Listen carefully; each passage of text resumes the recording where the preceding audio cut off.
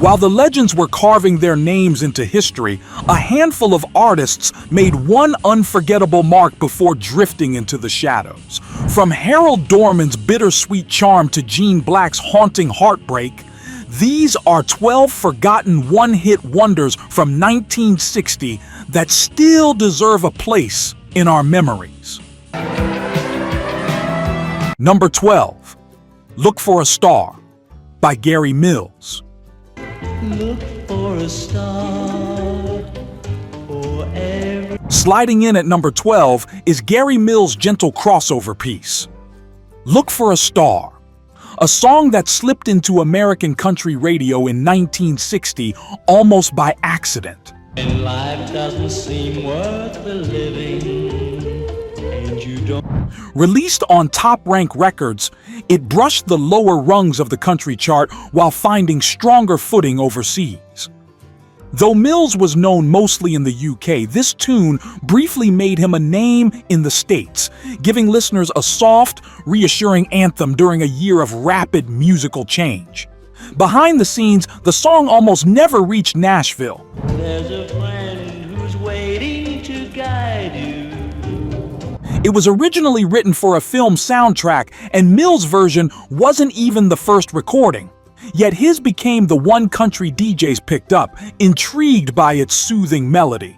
The track wound its way onto jukeboxes in small-town diners, playing while teenagers nursed cherry colas and shy glances. Though Mills never returned to the country charts again, A rich man, poor man, a beggar. Look for a Star still lights up nostalgic playlists, reminding fans of a moment when simple melodies carried enormous heart. From something sweet and gentle, we move toward a tune that crackled with restless teenage energy. Number 11, Blue Blue Daybreak by Billy Brown.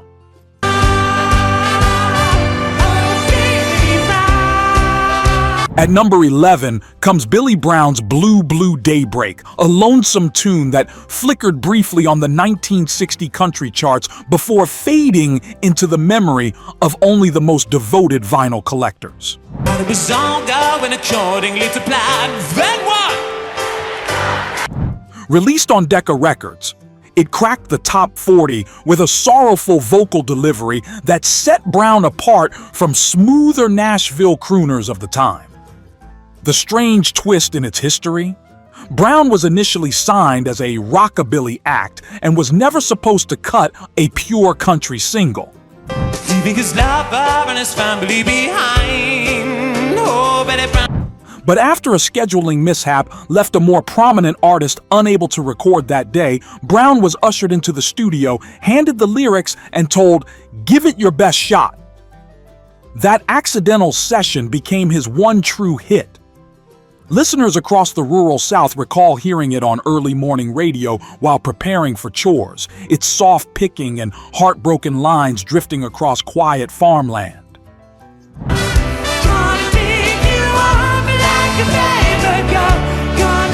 The song brought Billy Brown a flash of national recognition, but after 1960, he disappeared from the charts entirely, leaving this single as his lasting footprint. And now we shift from quiet heartbreak to a tune that blended pop sparkle with country sincerity. Number 10, You're the Reason by Bobby Edwards. You're the reason I don't sleep at... Holding down the number 10 spot is Bobby Edwards' You're the Reason, the song that unexpectedly lifted him into the spotlight in 1960.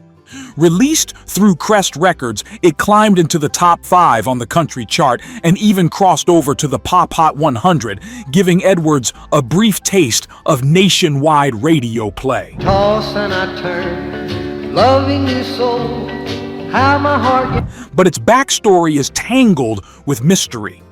For years, rumors swirled that Edwards wasn't the sole creative force, that songwriters Terry Fell and others quietly shaped the song while Edwards received the public credit. Fail to call, come over and keep me company.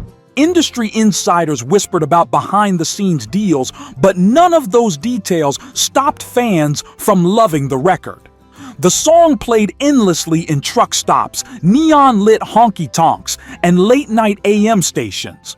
Couples slow danced to it on linoleum floors, and servicemen overseas requested it on military broadcasts, calling it the little tune that keeps me going. I'm betting you're not losing sleep. Edwards never found that magic again, but this single remains a time capsule of 1960s honest, uncomplicated country charm. Next, we head toward a song that carried a mountain-sized dose of longing. Number 9, Mountain of Love by Harold Dorman.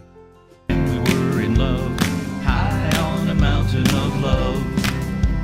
Number 9 brings us Harold Dorman's Mountain of Love, a 1960 gem released on Rita Records. Dorman wrote the song himself, drawing from the heartbreak of his Mississippi upbringing.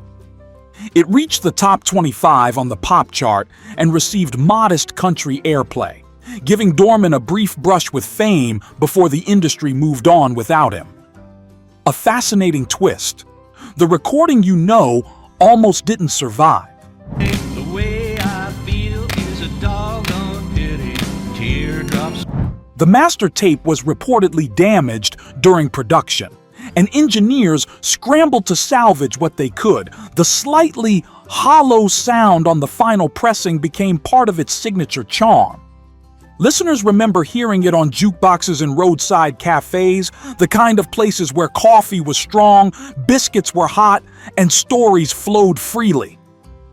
The song's blend of melancholy and hope resonated with anyone who'd ever loved and lost. Wedding bells are ringing that should have been ours. That's why I'm so lonely.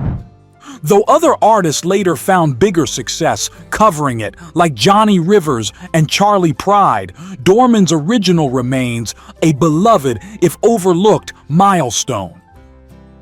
Our next entry steps into the world of a young singer trying to break free from a famous shadow. Number 8. That's When I Cried by Jimmie Rodgers.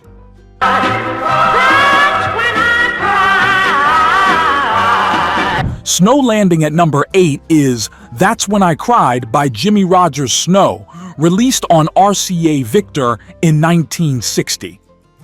As the son of legendary Opry star Hank Snow, Jimmie Rodgers faced enormous expectations. This single, his first and only charting release, made a brief appearance on the country charts before fading as quickly as it rose.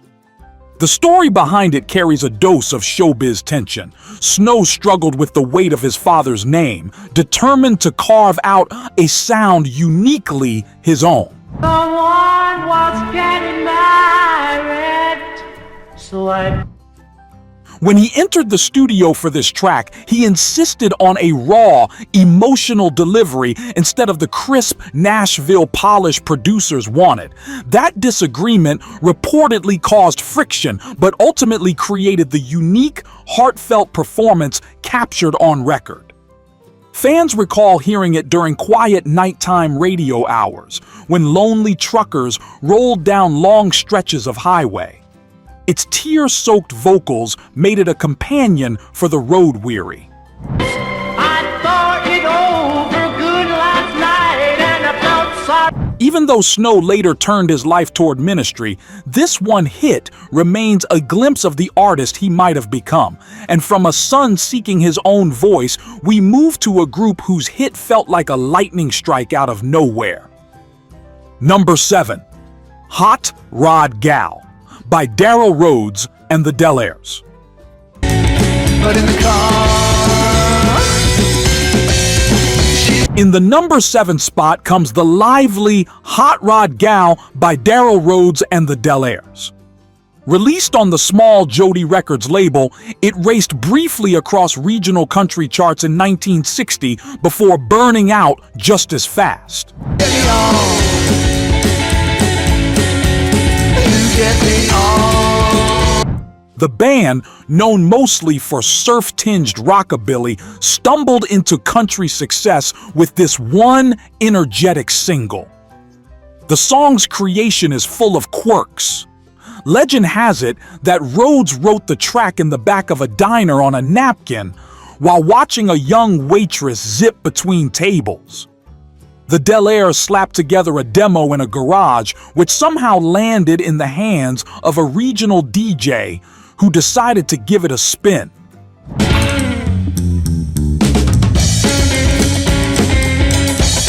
Requests poured in immediately. Listeners remember blasting it on car radios while cruising gravel back roads, windows down, engines rumbling, hearts racing. It captured the excitement of youth and horsepower in a way few country songs did at the time. Though the group faded into obscurity, Hot Rod Gal remains a cult favorite among collectors of forgotten country rock hybrids. She goes slow. Before we move into the top 6, let's pause for a thought, because the next half of this list only gets better. If these forgotten gems are stirring up memories, go ahead and like this video and subscribe. We post new country countdowns every week, keeping the golden years of music alive for fans who still love the sound of the past. Number 6, Saddle the Wind by Rex Allen Jr.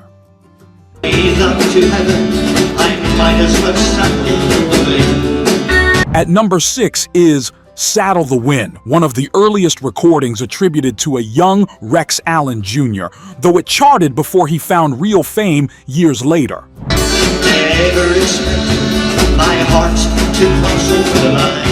Released on a small regional label in 1960, it managed to climb into modest country chart territory before disappearing entirely.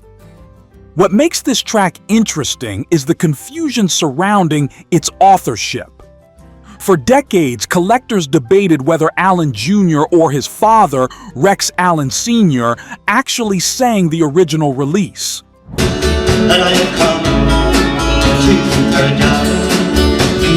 The vocal style sits right between their two voices, adding a bit of mystery to its legacy. Fans who remember it recall hearing it on rural morning radio, the kind farmers played while tending livestock at sunrise. The gentle Western imagery and swirling orchestration made it feel cinematic, like something from a forgotten cowboy film.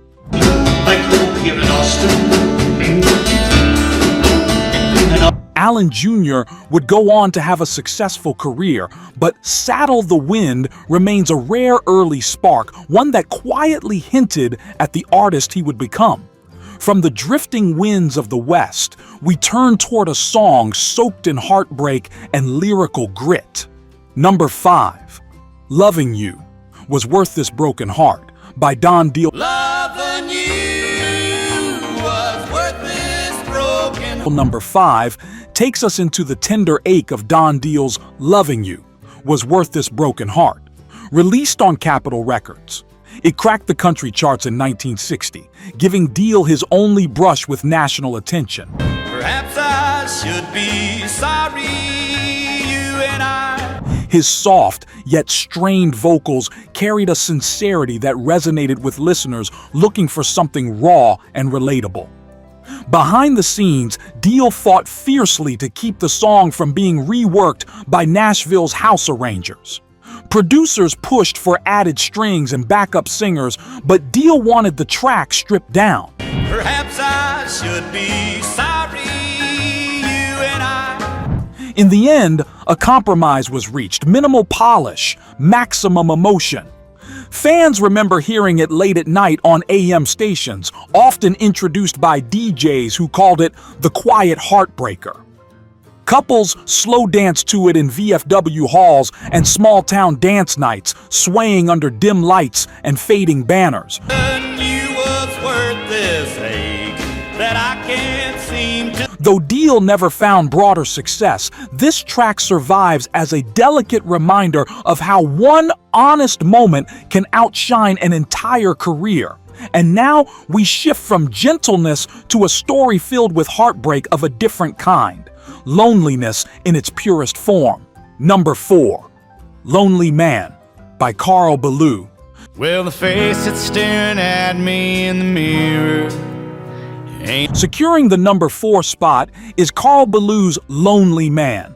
While Ballou wrote several hits for other artists, this track, released on Decca in 1960, was his only substantial hit as a solo performer. It reached the mid-level positions on the country charts, marking the peak of his brief time in the spotlight. I finally kicked the smoking and the hard stuff. Ballou's story is one of quiet struggle. Though he possessed a songwriter's gift, he lacked the industry push given to bigger names. During recording, Ballou insisted on a whisper-soft vocal take that engineers said was too fragile to cut through radio static. But the gamble paid off. Fans adored its tender vulnerability. I ain't afraid of dying, there's people dying every day. People recall hearing it in diners at dawn when only the early risers and truckers filled the stools. The gentle guitar and trembling vocals made the world feel still for a moment.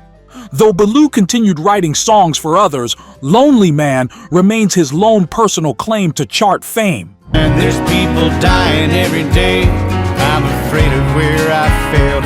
A delicate, unforgettable whisper from 1960. From a soft lament, we now head towards something entirely unexpected. Part novelty, part controversy. Number 3, Mr. Custer by Larry Verne. That famous day in history, the men of the 7th Cavalry. At number 3 stands Larry Verne's quirky and controversial hit, Mr. Custer, released on Era Records. Though mostly remembered as a novelty tune, it did cross into the country sphere in 1960 and climbed to number 1 on the pop chart, giving Verne his only major moment in the spotlight. I had a dream last night. The song's backstory is wild. Verne reportedly cracked up during most takes, unable to deliver the comedic pleading straight. Producers spliced together several partial performances to create the final version. While the humor appealed to many listeners, it later sparked debate over its portrayal of historical events. Hey, Charlie, duck your head. Well, you'll live that later. Still, in 1960, people loved it. Kids memorized the lyrics, jukeboxes played it nonstop, and families heard it blasting from living room radios on Saturday mornings. It felt silly, irreverent, and instantly catchy. There's a redskin waiting out there. Verne would never recapture that magic, spending the rest of his career behind the scenes in Hollywood's sound work. Mr. Custer remains his peculiar, unforgettable legacy. And now we head into true high-energy territory, a barn burner that lit up America. Number 2, Mule Skinner Blues by the Fendermen. You'll need another Mule Skinner. Charging into the number 2 spot is the Fendermen's electrifying take on Mule Skinner Blues, a 1960 smash that fused country roots with rockabilly fire. And I can make any mule listen, or I won't. Released on Soma Records, it soared into the top 10 of both country and pop charts, becoming the duo's only major hit. The recording session is legendary. The Fendermen used 2 guitars and no bass, standing on folding chairs to reach a single microphone suspended from the ceiling. Producers expected nothing from the track until early radio tests ignited listener enthusiasm. Little water boy, it's that water boy man. Bring the Fans recall hearing it at county fairs, drive-in theaters, and backroad parties. Its yodeling energy and wild tempo made it impossible to ignore and even harder to forget. But internal disputes and label troubles kept the duo from capitalizing on their success.